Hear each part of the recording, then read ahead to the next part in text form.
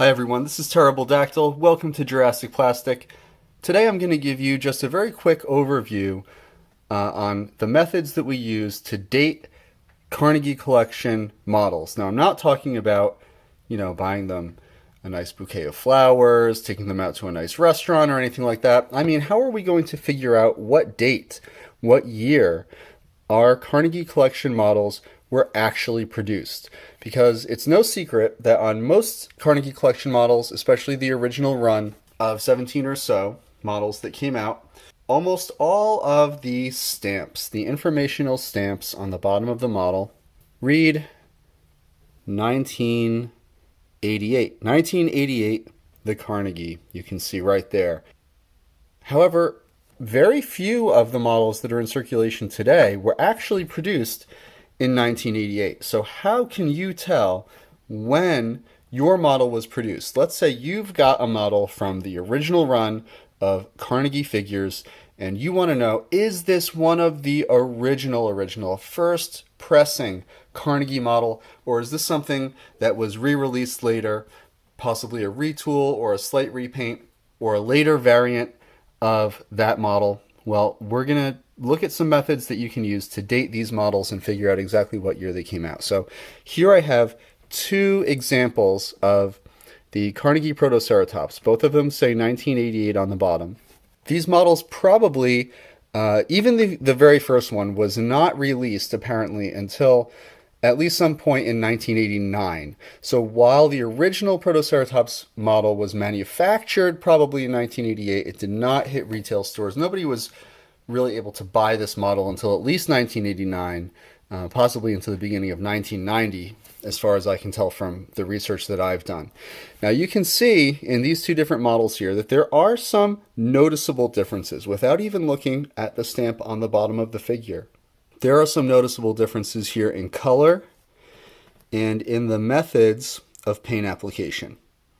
So for example, you can see that this one here on the right has a more reddish wash on the nest. It's a little bit more clay colored, whereas this one on the left is more of a dark brown wash over that nest. And even the color of the Protoceratops figure itself is a little bit different. This one has these little more defined stripes. This one has more of a wavy pattern on its back. And the paint application method is different as well. You can see on this one, underneath the adult individual, it is painted in that light green color, same as the body.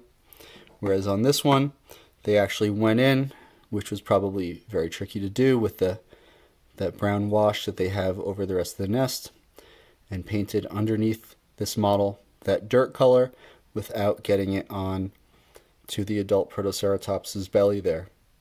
The detail on these is also very slightly different. You can see that the texture is a little bit more defined on the one on the right.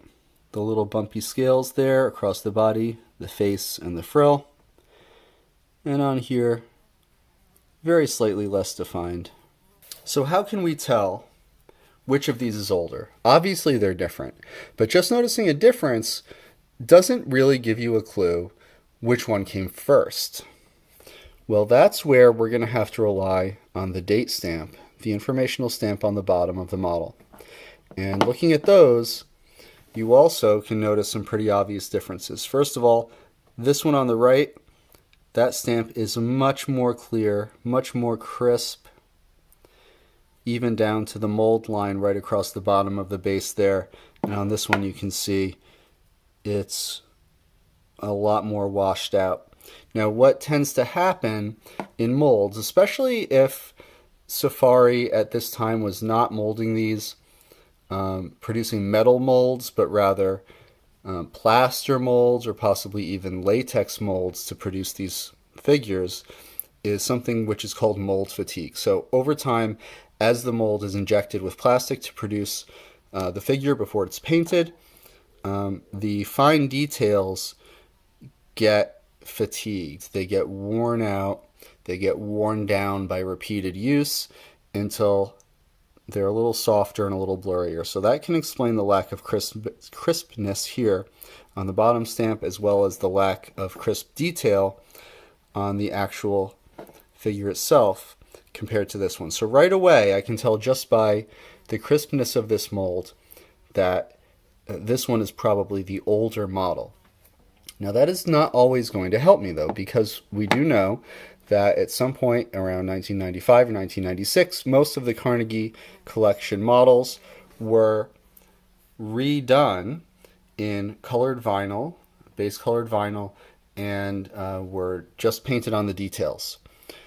At that time, a lot of them were actually retooled, so they would have crisper molds than usual. But now the Protoceratops was not one of those. The Protoceratops was actually retired at that point. So I can be confident that this is not a colored vinyl model, especially the fact that if you look really closely here on the bottom, you can see this is painted over.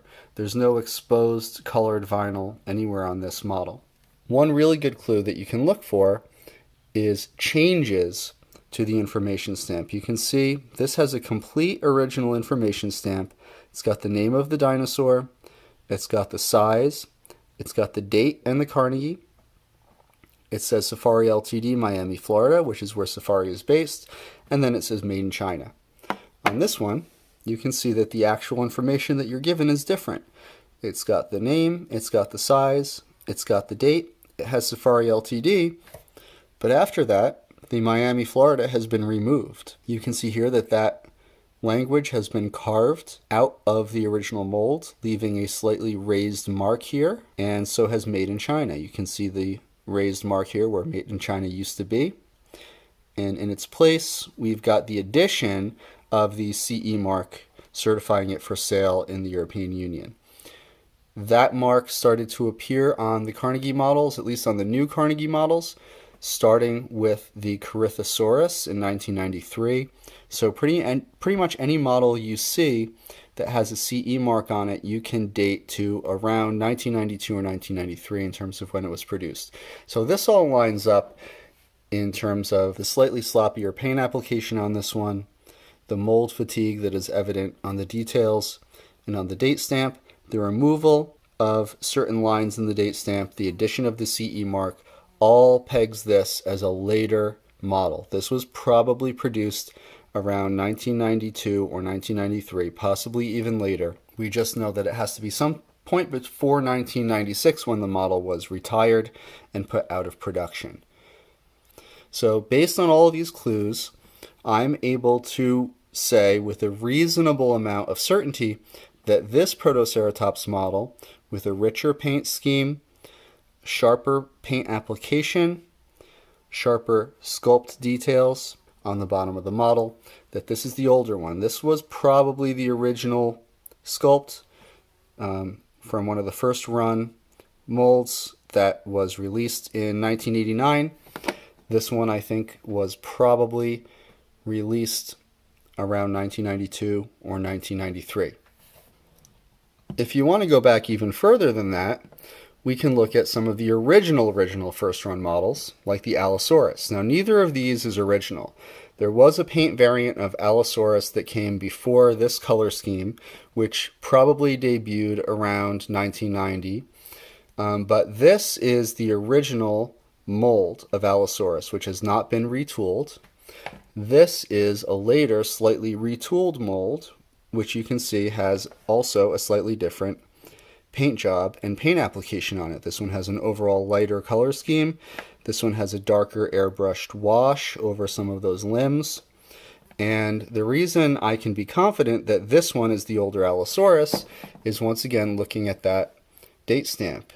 In this case, the date stamp on the original mold of Allosaurus, which you can tell by looking at the original color scheme versions that probably actually did debut at some point in 1988, is that the date stamp is on the side of the tail. It is not on the belly, and the stamp text is actually centered.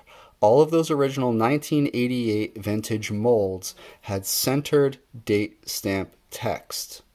You can see even on the original Protoceratops, that date stamp text is left aligned.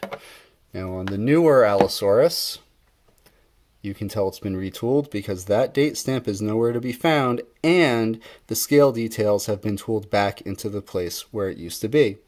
On the belly, you can see once again, less crisp, suffering from mold fatigue.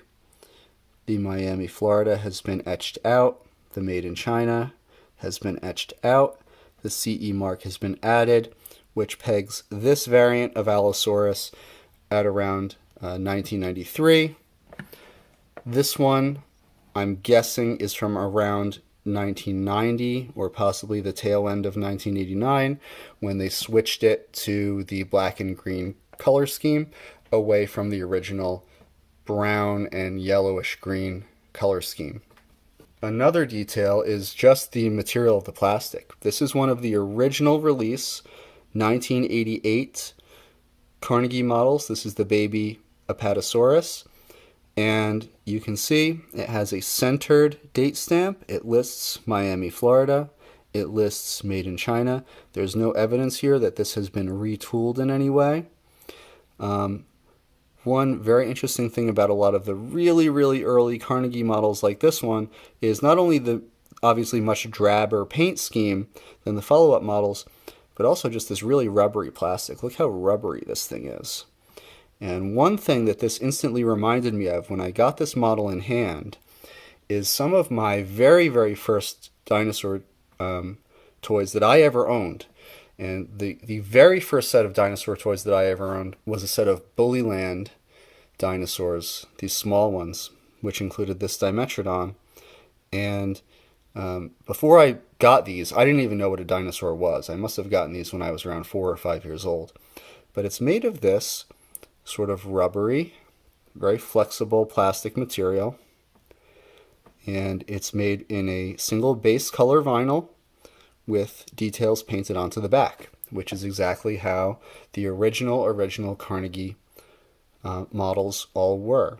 There is a rumor that I've read online that in the very early days when Safari Ltd. Was first getting their production up and running on their animal models, which the Carnegie Collection was some of their very first animal models that they ever produced, they actually used or contracted with Bullyland in Germany to do some of their tooling.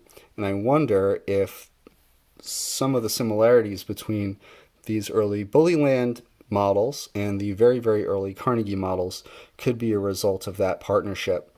And then once Safari really got its own thing going, they switched over to the much harder plastic, which is still a little bit flexible, but you can see through the paint rubs here that it is very dark, almost black gray vinyl underneath, and it's a lot more durable. It's fully hand painted. So these are some of the clues that you can use to figure out which Carnegie models are relatively older and which are newer or produced later. And if you want even more detail about this, you can visit my website at carnegiecollection.blogspot.com. I break down the different variants and the different clues that you can use for each and every one of the original Carnegie models, and hopefully that will help you identify whether your model says 1988 on the bottom, but was actually produced in the mid-90s, or if it's actually a vintage 1988 model. So I hope you found this helpful, and if you did, please be sure to hit that like button, hit that subscribe button, so you can get much more information, reviews, lots and lots of content regarding Safari Limited's models, the original Carnegie Collection models, and much, much more right here on Jurassic Plastic. Thank you for watching.